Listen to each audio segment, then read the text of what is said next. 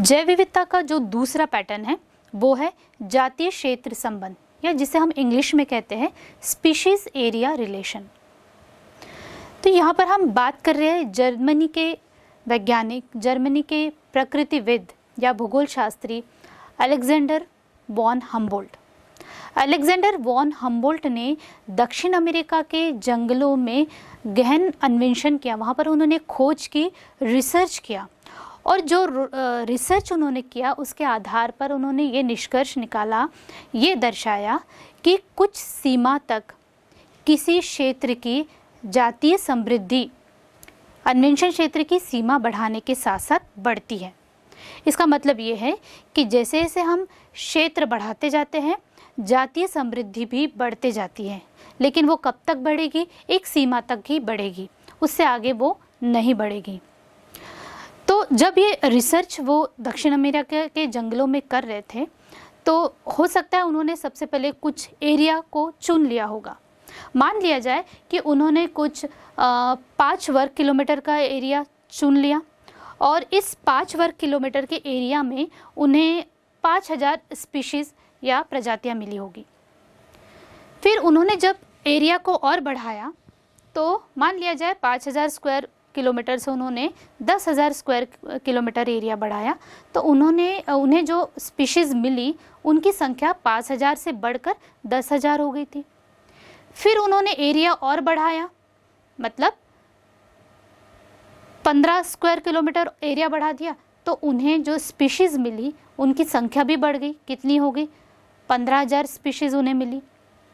फिर उन्होंने एरिया को जब और बढ़ाया, 20 स्क्वायर किलोमीटर एरिया पर जब उन्होंने ध्यान दिया तो उन्होंने देखा कि जो स्पीशीज़ की संख्या जैसे जैसे एरिया बढ़ाने के साथ साथ बढ़ रही थी, बाद में वो संख्या उतनी ही थी, मतलब उनमें कोई परिवर्तन ज़्यादा दिखाई नहीं दिया। मतलब पहले 15,000 स्पीशीज़ मिली होंगी तो 20 स्क्वायर किलोमीटर में भी उन्हें कितनी स्पीशीज़ मिली?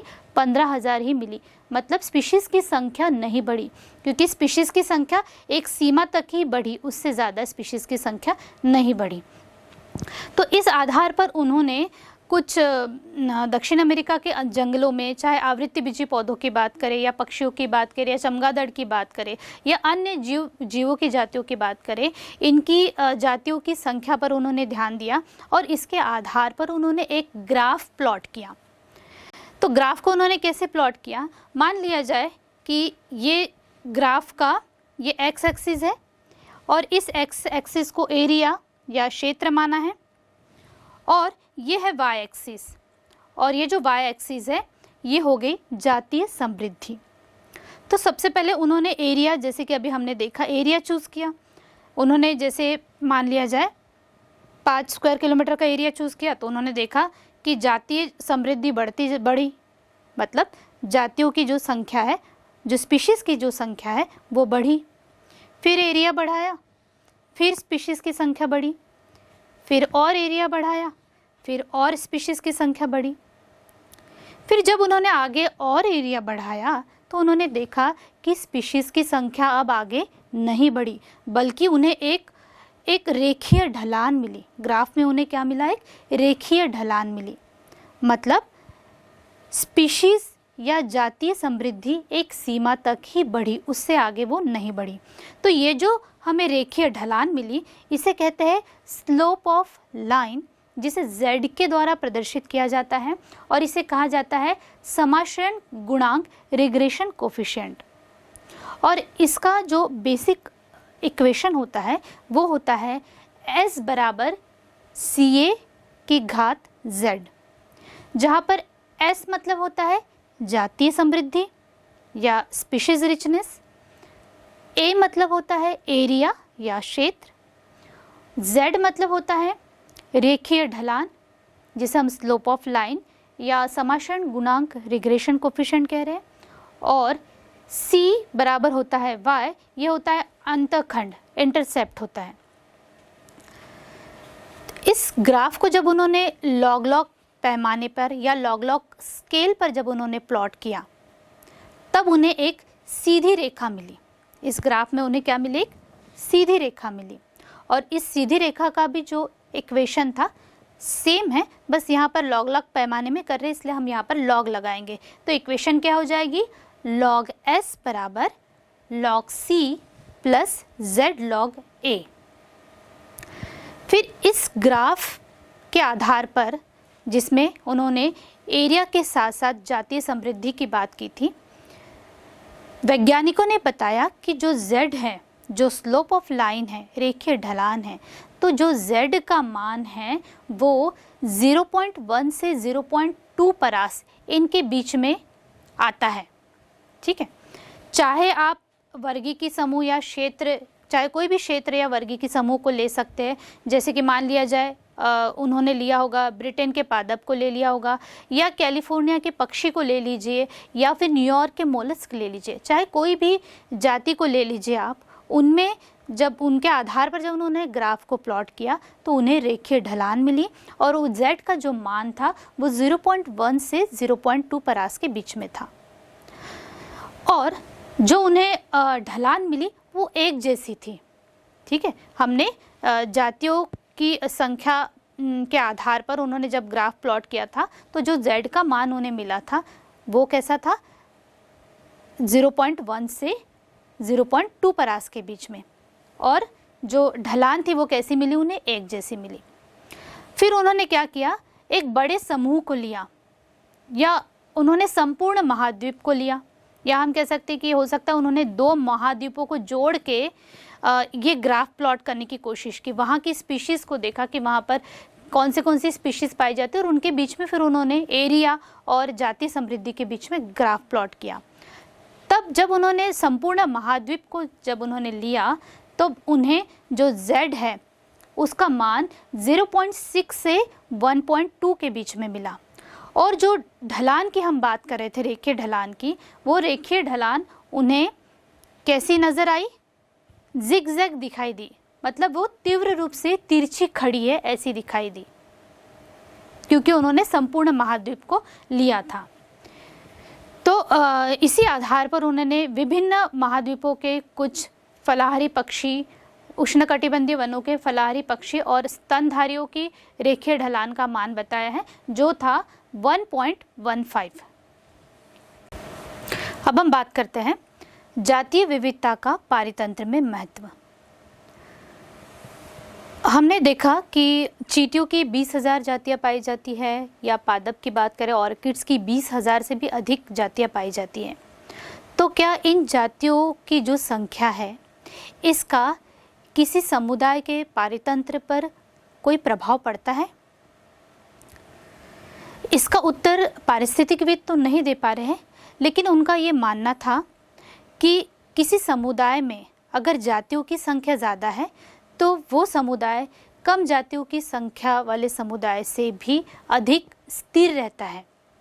तो समुदाय का मतलब ये है कि वहाँ पर जीवों की अलग अलग जातियाँ एक ही जगह पर एक ही समय में एक साथ रहती है, और क्योंकि जीवों की बहुत सारी जातियाँ एक ही जगह पर एक साथ रह रही हैं, मतलब वो जो समुदाय होगा, वो जो कम्युनिटी होगी वो ज़्यादा मजबूत होगी, और ज़्यादा मजबूत होने के कारण वो जो समुदाय होगा वो स्थिर समुदाय होगा।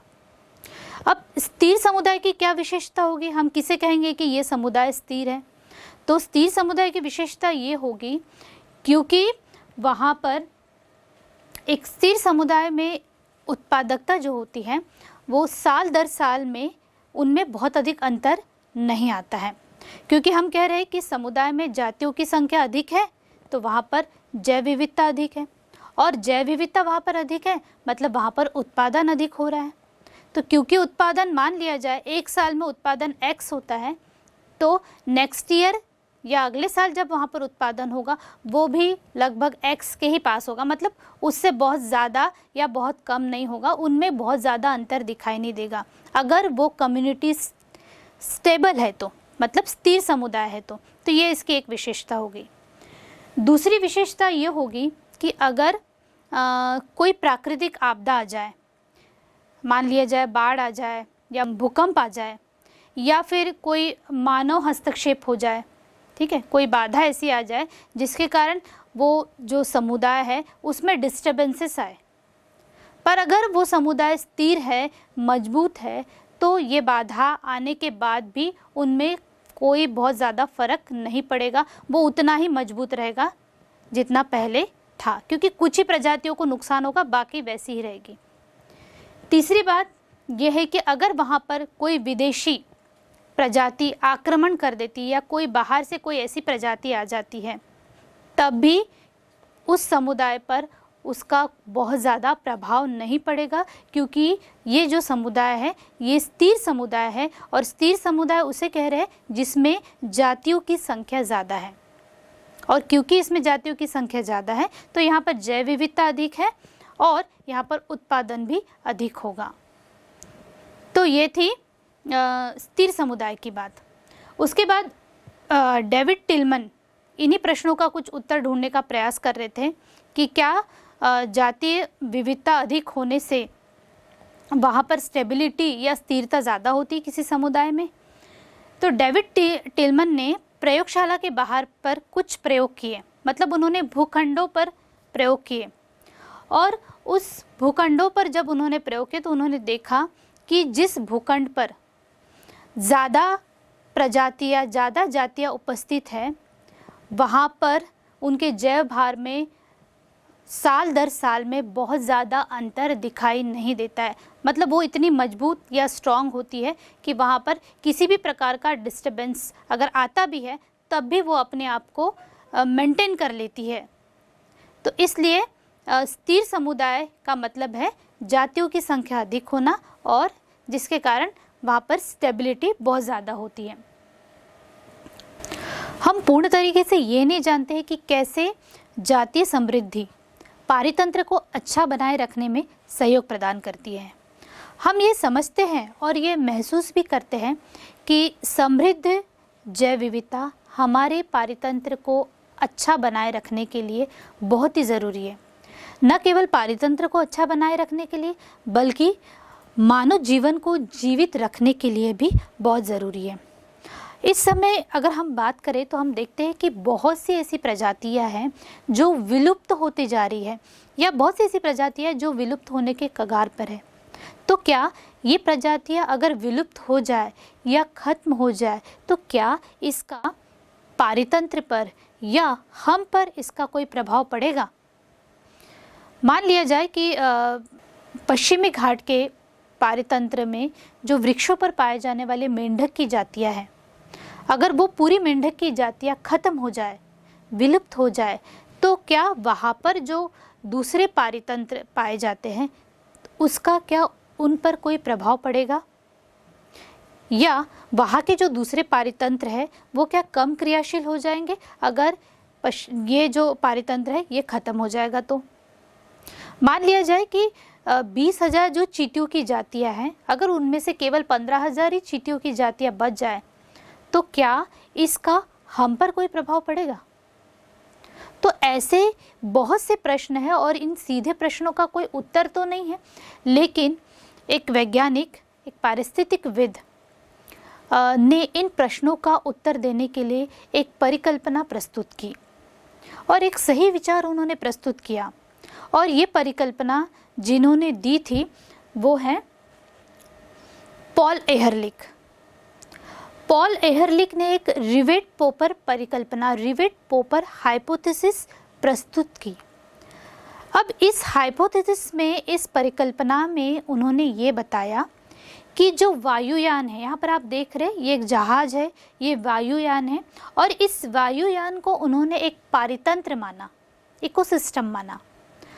और क्योंकि ये वायुयान कैसे बना है, ये अलग अलग पार्ट को जोड़ के बना है, ठीक है, और ये अलग अलग पार्ट जो हैं ये किससे जुड़े हुए हैं? रिवेट या कीलक से जुड़े हुए हैं। और ये जो कीलक है या रिवेट है इसे उन्होंने जाति या स्पीशीज माना। और पंख में जो रिवेट पाए जाते हैं, पंख में जो रिवेट है उसे उन्होंने मुख्य जाति माना।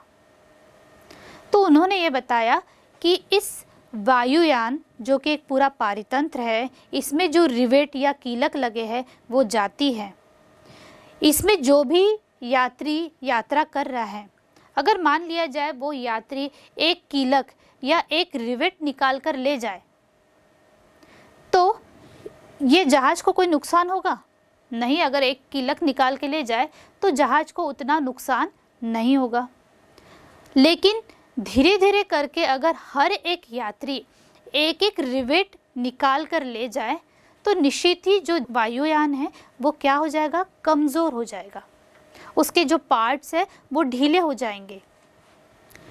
अगर खिड़की में जो रिवेट पाए जाते हैं या सीटों पर जो रिवेट पाए जाते हैं वो निकाल कर ले जाए तो उतना फ़र्क नहीं पड़ेगा। लेकिन अगर पंखों पर जो रिवेट पाए जाते हैं उन्हें अगर कोई यात्री निकाल कर ले जाए तो निश्चित ही ये जहाज़ जो है, वायुयान जो है, ये पूरी तरीके से कमज़ोर हो जाएगा और इसके क्रैश होने के पूरे चांसेस रहेंगे।